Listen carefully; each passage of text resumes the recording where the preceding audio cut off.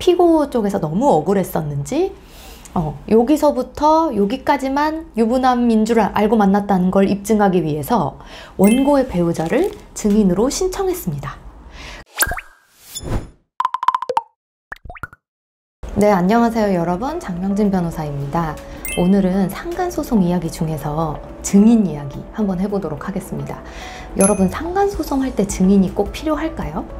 물론 상간소송이라고 증인이 필요하고 다른 소송이라고 증인이 필요 없고 이런 건 아니고, 상간소송도 당연히 이제 민사소송의 일종이니까 증인이 필요한 경우가 있을 수도 있고 아닐 수도 있습니다. 그래서 증인 신문을 하는 경우가 최근에는 좀 있는 것 같은데, 상간소송에서 특히 증인은 여러분 누가 될 것 같으세요? 지금 저희 촬영을 저희 사무실 과장님이 도와주고 있는데, 우리 과장님한테 한번 물어보도록 하겠습니다. 과장님, 지금까지의 송무 경험에 의하면 상간소송에서의 증인 대부분 누가 되던가요? 원고의 배우자? 아, 네, 맞습니다. 원고의 배우자. 대부분 원고의 배우자가 증인이 됩니다. 그리고 원고의 배우자가 아니더라도 원고가 이미 배우자의 부정행위 때문에 이혼에 이른 케이스라면 원고의 전 배우자, 그러니까 원고가 이혼한 전 배우자가 증인이 되기도 합니다. 그러면 여러분, 이 증인은 누가 신청할까요?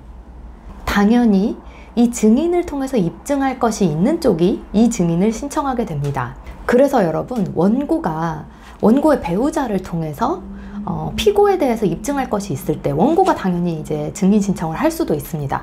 예를 들어서 원고의 배우자가 소송의 협력이 잘 안 돼요.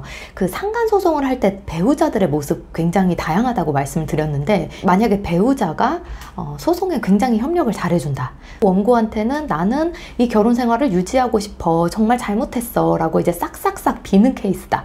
그러면 당연히 소송에서 협력이 되겠죠.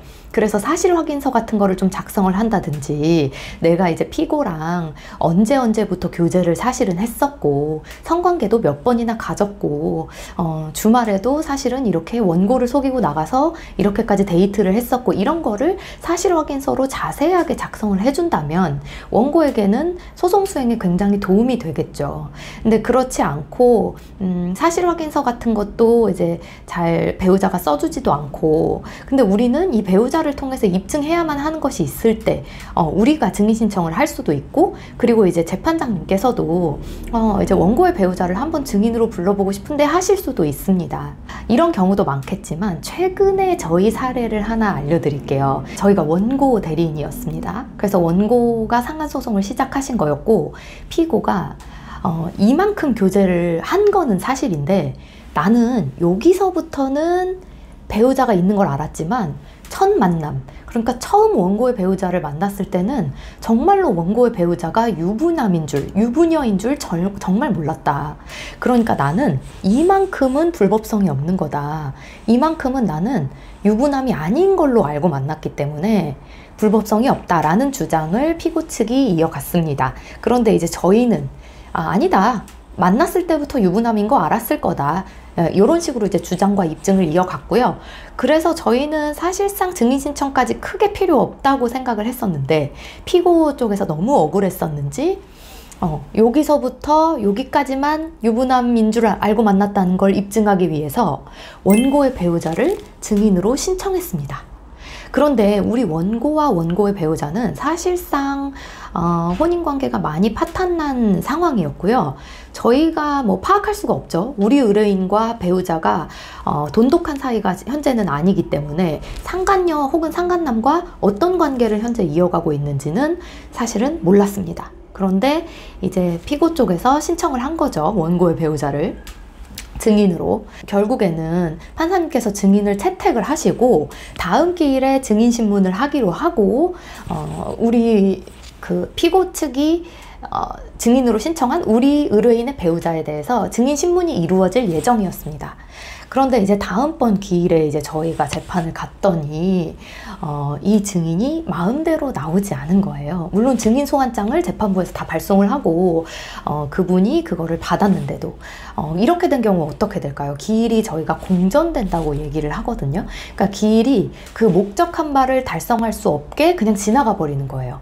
다만 그런데 재판부도 시간을 내고 양쪽 대리인도 시간을 내서 증인신문을 하기로 한 시간에 그게 안 됐다는 거는 상당히 많은 사람들의 에너지와 시간이 낭비되는 결과가 초래됐겠죠. 그래서 여러분, 재판부는 이 안 나온 증인, 우리 의뢰인의 배우자한테 과태료 결정을 하셨습니다. 300만 원. 과태료가 나왔어요. 그래서 이런 걸로 이제 생각해 보실 점은, 내가 만약에 증인이 되었다, 내가 상간소송 상대 당사자가 아니더라도 내가 만약에 증인이 되었다고 하면 무조건 증인 소환에 응하지 않는 것은 잘못이라는 겁니다. 그래서 내가 만약에 증인으로 나갈 수 있지만 이날은 못 나갑니다 하면 재판부에 얘기해서 서로 시간을 조율해 봐야 될 일이지, 무작정 증인으로 소환됐는데 나오지 않으면 이런 결과가 초래될 수 있고요. 사법 질서를 가벼이 여기는 거는 좋지는 않겠죠, 당연히. 증인 신청을 누가 하냐가 왜 중요하냐면요, 여러분, 증인 신청을 한쪽이 주신문이라는 걸 합니다. 그래서 증인 신문을 하게 되면 주신문, 반대신문, 그리고 이제 마지막으로 판사님이 신문하시는 절차로 이루어지는데, 주신문을 증인 신청을 한쪽이 하는 거예요. 그렇기 때문에 주로 확인할 것, 물어볼 것을 그 증인 신청을 한쪽이 하게 되는 거고, 반대 신문은 그 주신문을 깨기 위한 신문이거든요. 그렇기 때문에 반대 신문을 준비하는 거는 증인 신청을 하지 않은 쪽이 하게 됩니다. 그래서 우리 사건 이야기로 돌아가 보면, 우리 사건은 증인신문을 결국에 하지 못하고 그냥 종결이 됐어요. 저희로서는 흡족스러운 결과를 갖게 되고 마무리가 되었고요. 물론 그 증인은 이제 과태료 결정을 받아서 300만 원을 납부해야 되셨을 것으로 생각이 됩니다. 네, 여러분, 오늘 상간소송에 대해서 또 이야기를 해드렸는데 굉장히 좀 흥미롭죠? 상간소송에서의 증인 이야기. 물론 증인 소환을 받으면 나오시는 게 맞다는 말씀 드리고 싶고, 내가 그날 정말 시간이 안 된다고 하면 어떻게든 시간 조율을 하시려는 노력을 하시라고 말씀을 드리고 싶습니다. 다른 민사소송도 마찬가지입니다. 상간소송도 증인이 꼭 필요한 거는 아니에요. 증인의 증언이 굉장히 영향력 있는 경우가 많을 수 있기 때문에 증인신문이 예정이 되면 상대방, 그리고 뭐 증인 신청을 한쪽 대리인들도 굉장히 증인신문을 열심히 준비하게 된다는 점 다시 한번 말씀드리겠습니다. 네, 오늘도 제 영상이 상간소송을 준비하시는 분들이나 아니면 상간소송에 내가 증인으로 나가게 된 분들한테 도움이 되셨으면 좋겠고요. 네, 영상 여기서 마무리하겠습니다. 구독과 좋아요도 부탁드립니다. 감사합니다.